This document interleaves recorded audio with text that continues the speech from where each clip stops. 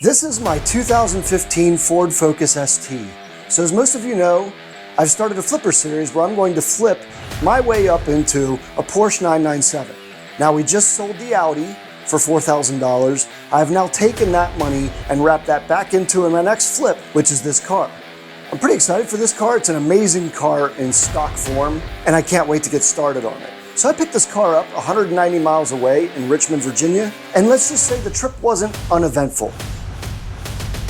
So outside of all of that, the car is now safely home. Now, it does have a major issue, as you can see. So we have our work cut out for us like we do usually, but welcome back to the channel. Let's get started.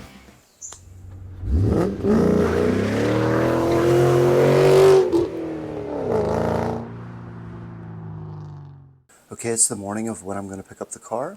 I have about a 168-mile trip to go get this car in my rig.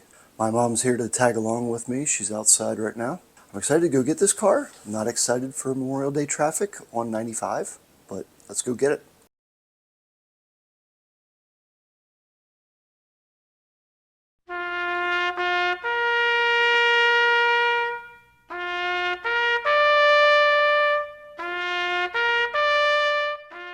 So outside of all of that, the car is now safely home, thanks to Enterprise renting me a 2023 Cummins to pull it home on my trailer with. So am I breaking my loyalty to Powerstroke now, to Ford? Because this Cummins is really nice. It is a nice rig. I'm starting to be a Cummins fanboy. So the Super Duty is being loaded on a rollback. Turn right onto Landmark and I have a new Ram Cummins that I'm towing the Focus home with. They gave me a nice Cummins to tow with, so I'm happy about that. Onward and forward. But this truck, I make fun of Dodges all the time, but this Cummins is pretty freaking amazing. Exhaust brakes and tow mode, integrated brake controller. I kind of want it. And thanks to AAA for bringing my truck home. Now, I'm not sponsored by AAA, but let me just say, these guys are great. Now, I picked this car up for $3,500, and that may seem like a lot, but the retail on a car like this is between $8,000 and $11,000. This car has 110,000 original miles on it. So let's take a look at what we got here. This is a 2015 Ford Focus ST, and on the outside, it's not bad. And it has some issues. One of them being, why is there a spacer on the left rear wheel? There's not one on the right rear wheel, but there is one on the right front wheel, but not the left front wheel. Weird. I'm not sure what's going on there. We also have a lower valance that has seen better days and we'll be replacing. We also have a crease in the rear hatch, and we have some buffing to do all over this car. You can see we have some paint fade right here, which I polished here with just some mother's polish just to see what the paint would come back like. And you can see it's going to come back nicely. Hopefully I can straighten this hatch out. Over here was just a little bit of Avalon King ceramic coating spray, which brought it back nicely also. Not as good as the polish, but it's not meant to. Walking around to the right side, our factory wheels definitely could use some fixing up. They're curb rashed a bit. We're missing a right side rocker. The headlights are a little fogged over, but we have a new set in the trunk that came with the car. Front bumper seems to be okay and intact. Now inside the rear, we have the two headlights that are new, and we have the fender liner that we're missing. And you can see we have our work cut out for us cleaning this car up.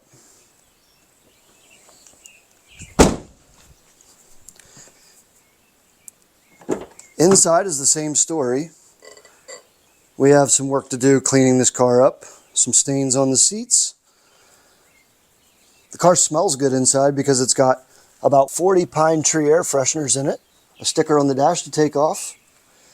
And just a massive cleaning needed. Here it is in the rear. Nothing too major back here. Let's take a look under the hood. She's a little dirty. The coolant overflow tank was empty when I got the car, but you can see it's all coming out the exhaust. Now, as far as the cooling burn issue we have going on here, this could be one of a few things. Ford designed this 2.0 turbo for the cylinder head and the exhaust manifold to be one piece. So the exhaust manifold is actually part of the head. They call it a headifold online. It's kind of weird if you ask me. I don't know why you would want all of that heat in an aluminum head, but they're prone to cracking right where the turbo bolts up in the back. And then there's coolant passages in there where the coolant leaks down into the exhaust tract and blows out. So that's one issue we could have. The second issue we could possibly have is a turbo coolant leak. That's the one I'm hoping for because that would be the least amount of work and the cheapest. And then the third possibility is it could be a blown head gasket. These cars aren't terribly known for blown head gaskets. It does happen, but it's not as common as the head cracking issue. So the first thing we're going to do, because the head cracking issue is so common and prevalent, I'm going to back the turbo off a little bit of the head, and then I'm going to pressurize the cooling system and see if we have antifreeze pouring out. That'll tell us right away if we have a head cracked back there. So let's get some tools and let's get started on this. All right, one of the first things I want to do is hook up the scan tool to this. I see the OBD2 port is hanging out of where it belongs. Let's see if I can get that back where it goes. Get on there. There we go. Found the VIN. That's good. Let's scan and see what our codes are. Nice quick scan. Let's see what all we found. Looks like we have an audio control module fault. We have a BCM fault. Driver front door module fault. GPS module fault. Fuel pressure sensor low. Fuel pump. So some of these could have been because of a dead battery. Cylinder head temperature too high. That's scary. Cylinder head over temperature. Protection active. O2 sensor. Lost communication with fuel pump module. Alright. Some problems. Okay. First thing to do is let's clear all these codes and see what returns.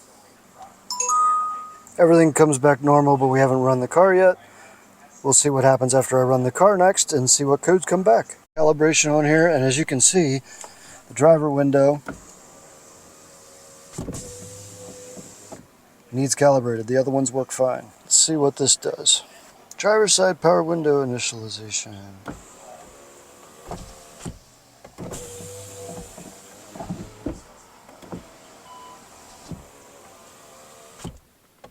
Okay. Does our window work properly now? Let's find out. One touch down works. Yay! One touch up is good. We'll check that off the list of things to fix. So it's Memorial Day and I feel like doing a little bit to this car, but not a lot. So I'm going to take care of these headlights and get them off of here and replace them with those new ones in the trunk, or at least better ones in the trunk. They're just like Volkswagen harnesses. They suck. Oh, it's beautiful. I like it a lot. Nice. Okay, I have some work ahead of me to figure out what's going on with the cooling system in this car. But before I do that, I got to do something that's been bothering me, and that's these wheel spacers. So I'm going to take these wheels off and get these spacers off of here.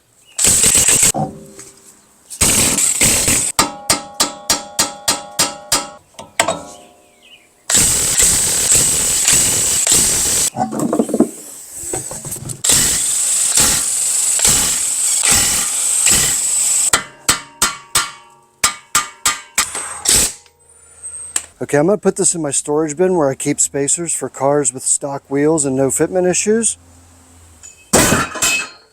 I promise, little buddy, you're going to get used again. But probably as part of a new car or a frame or something like that. Let's take a minute to appreciate how clean this car is underneath. There's not even surface rust down here. And this came from Virginia, albeit Richmond, which is south. But this car is beautiful underneath. The turb ski is right there. But what I want to do is loosen up this turbo and see when I put antifreeze if it's coming out the head. If it does, that's a sure sign that head is cracked. I can already see wetness at the downpipe where the coolant has been running through. So that tells me it is coming through this turbo. Alright, I want to take off this cowl panel to get me more access to behind the engine. But before I do that, I'm going to vacuum up some of this debris that's in here. Make this a little bit cleaner of a job.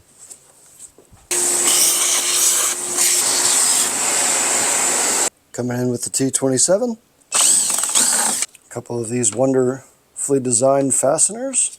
Those actually come up pretty nice. I'm actually impressed. Boop. Coming in with a 15. Alright, let's see if I can get this windshield wiper off. Look at that. A little bit of small dead blow. There we go. Should be able to take the top part off now. Couple of 10s. Let's see what this gains us. Oh, look at that. Room for days. And here's the thing, it'll give us so much extra space in our room to do activities. Hey, wait a minute. There's a hose here.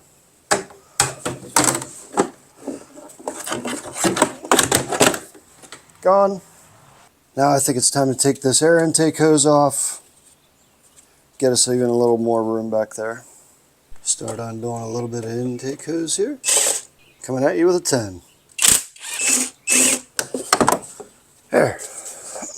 A little more room. Let's see if we can get this off.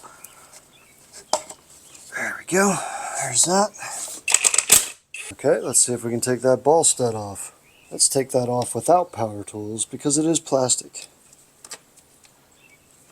Hey, look at that. Now that I can spin that, I can probably get a better bite on that hose clamp. There it is. Now, seeing as that is going down into the turbo, I am going to stuff a rag down there so we don't end up with any debris. We don't want anything going around in there rolling in the turbo. Okay, the bolt holding that heat shield on is a T30, and I have to go in with this little guy. Do you know why? Guess who's broken all of his T30 torque sockets? Me. I have none. Well, that's not entirely true. I have a 1/2-inch drive one that's long, and I can't get it in there. So I guess we're going with the little guy. That's not coming out easy. I win. All right, my plan of attack here is to back off the turbo just a little bit, enough that I can dump coolant in here and see if it's coming right out of the head, and that'll tell me if I have a leak. So these are 13 mils, and I'm hopeful that these are going to come out really easy because this car has very little corrosion on it. I probably should put a little bit of penetrating oil on this. Let's do that. Good start. Okay, the next step for me is going to be to put some coolant in this overflow tank and just watch where it comes out. You're going to get to see this before I do, so enjoy the view.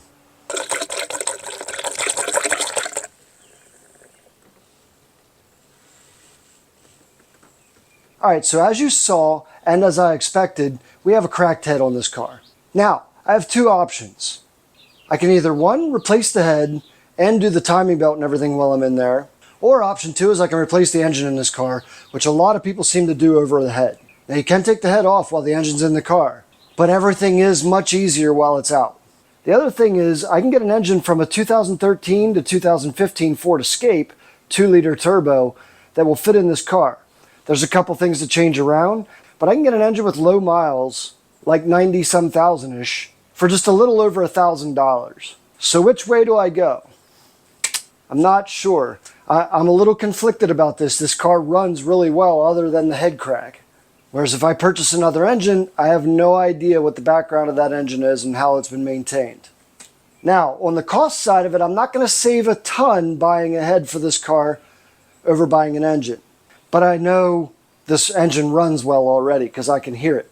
Now, before I make a decision, I'm probably going to bore scope these cylinders and see what the cylinder walls look like, make sure we don't have any other issues in there, and also do a compression check.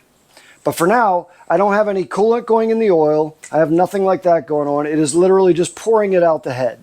So again, I'm leaning towards the head at this point. But I have some time till I get a head ordered and get a head here. So I think I'm going to put this car back together. I've been dying to wash this thing and start detailing it a little bit. I might not get into a full-scale detail at the moment, but I am going to clean this car up a bit. We're going to see if we can get any of this out of the hatch. There's a pretty big crease down through here. It's dented in right here. I'm going to take the trim off of the inside of the hatch and see if I can push any of that out. And I'm probably also going to use my paintless dent repair kit that I haven't used yet and see how good I can do with that. See if we can pry these handle covers off. There we go.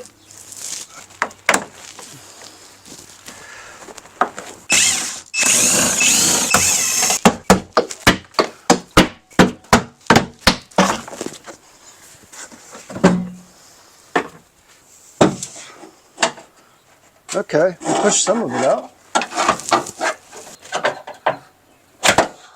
We need to have a nice clean space for our glue on our paintless dent repair kit to stick, using a little 70% alcohol.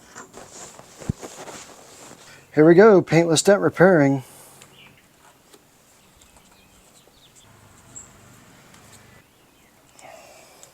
Now we can try pulling some of this. I'm going to do some light pulls.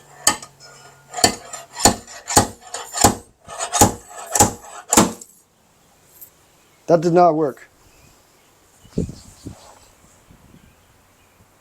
Let's see if we can do a pull here. That will work. That is working.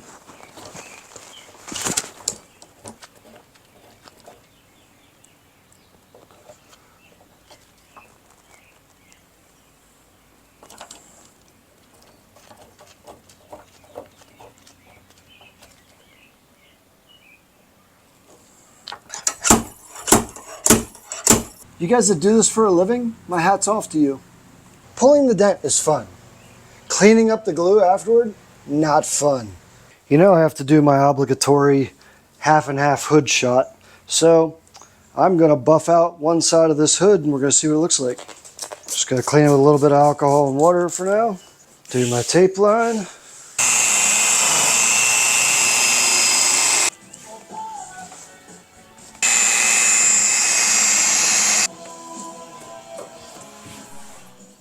And there it is. There's the half and half shot. Left side is a buff and a polish only.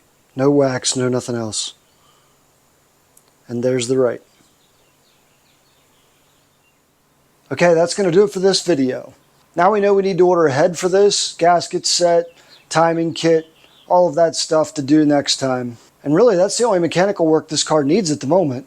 So that is until I go over it for state inspection. I might find something there, ball joint or tie rod end, something like that. But as of right now, this car's in good mechanical condition other than that cooling system. So that's going to do it for this video. And if you want to see more content of the ST, make sure you subscribe to the channel, sign up for notifications, and please like this video so that I can keep more of these coming.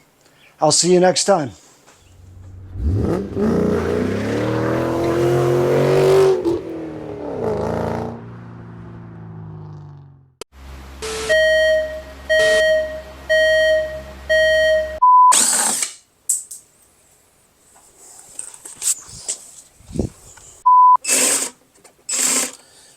See that this is a different socket. That looks like a 10. And I am wrong. Ah, son of a...